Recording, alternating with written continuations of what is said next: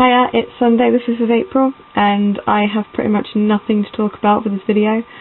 I've just been having a lazy weekend after all the madness of uni leading up to the Easter break.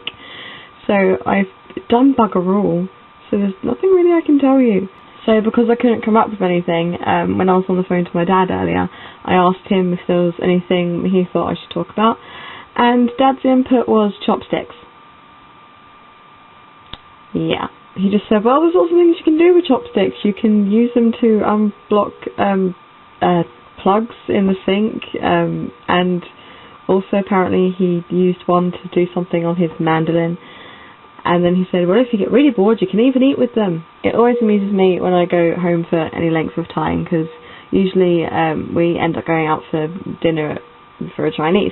My stepdad cannot use chopsticks. And he's always that embarrassing person that's just the one that's sitting there going, can I have a fork, please? I'm like, dude, just learn to use them already. I learned to use them when I was really, really young. I remember a woman at a Chinese restaurant teaching me how to do it. I just find it funny that he's, so into DIY and so into cars, and he's got all this equipment that he uses, but he can't deal with two sticks. Although I think my dad was right, chopsticks do have a lot of uses. When I was a kid, anytime I was dressing up as like a fairy or anything, or a witch or whatever, I used to steal chopsticks to use as a wand, or like my dad had wrapped tin foil around it so it would be all silver and sparkly to be a wand. So you didn't used to eat with them quite as often as I used to be running around doing magic with them. I spent quite a lot of time pretending to be a fairy when I was a kid. That's all I can think of on the subject of chopsticks.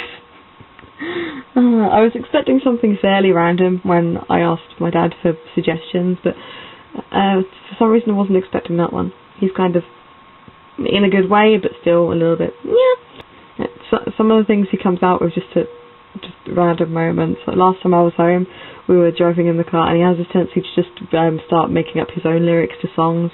He did it to I'm Not Okay by MCR a little while ago, and made it about a fish on stilts. He told me recently how no lycra was actually the 11th commandment. He says buffalo a lot at random times as well. Yeah, both my parents were a little bit like that.